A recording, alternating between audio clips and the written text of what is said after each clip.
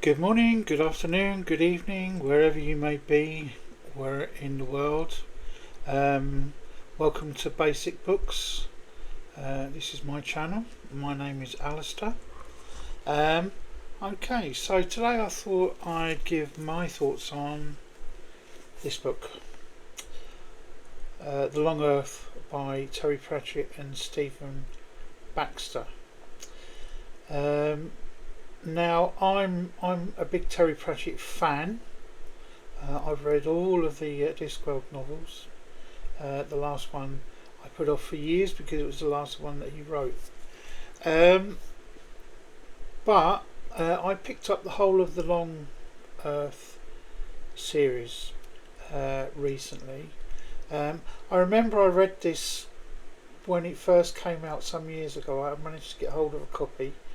And I really loved it. I mean, I didn't really love it, but I liked it quite a lot. And I'd never read any Stephen Baxter before I read this. Um, but yeah, so I was enticed to buy this by an offer on Temu of all places, where they gave the whole series for quite a reasonable price. So I took the plunge and bought it.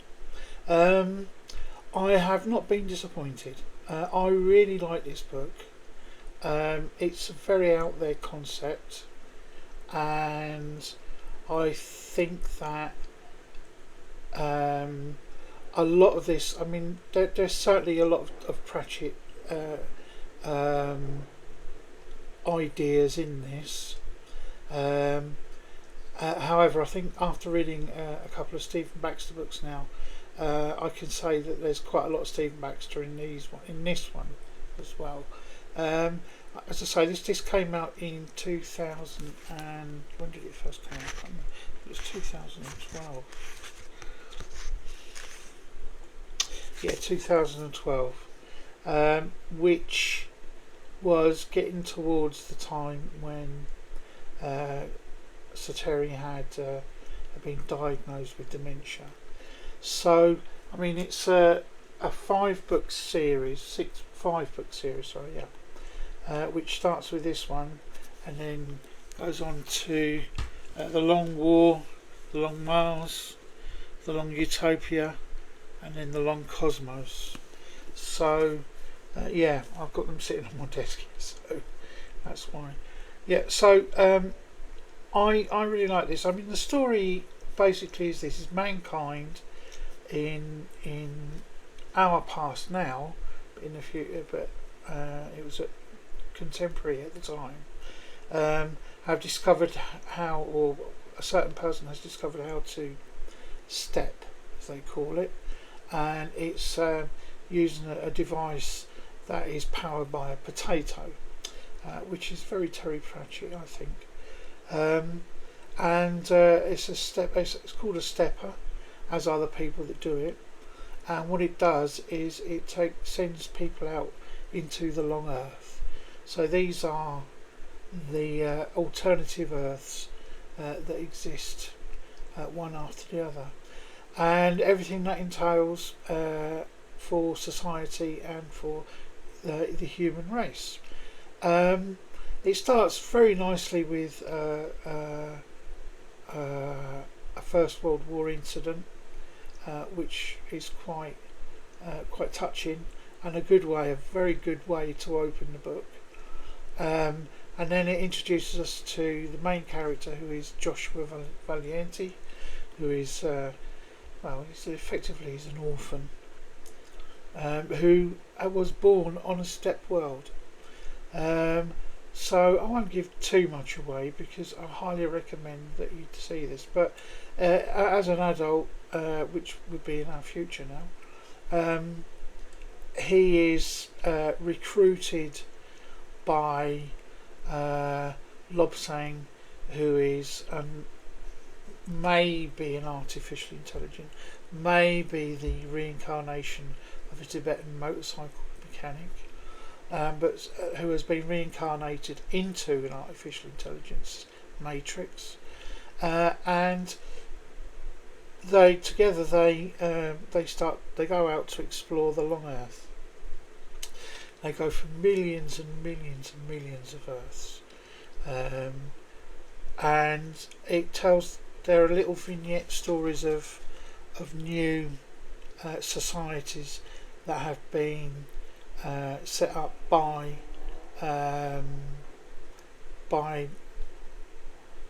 pioneers from this Earth, and then there are those that cannot step. They are very few and far between, but they're the ones they are being left behind by the people who can. So so we look at their stories as well, and it's very interesting to see how society splinters. Now there are a couple of enigmas within this.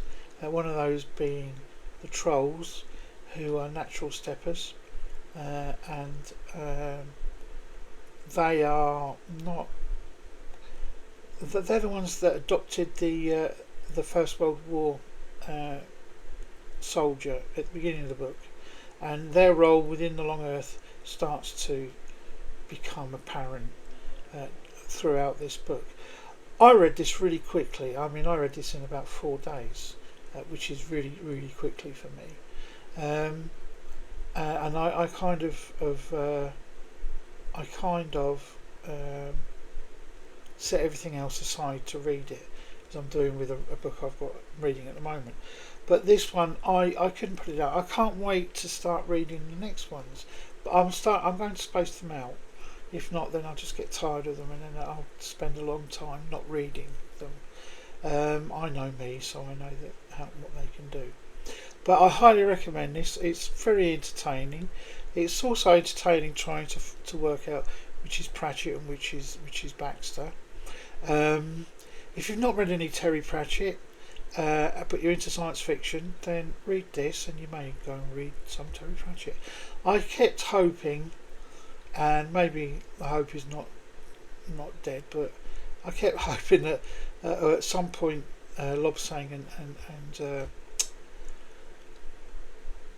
and Joshua would step onto the Discworld, but they never did. So there you go. That just shows you then that it's completely outside of the Long Earth, as it were.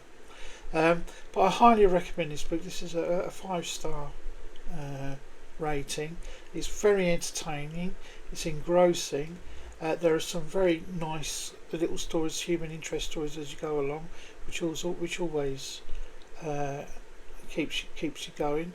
And the science is not really all that difficult, but it's not opaque, and it's not really explained. But you kind of go with the flow, and you can see how it could do.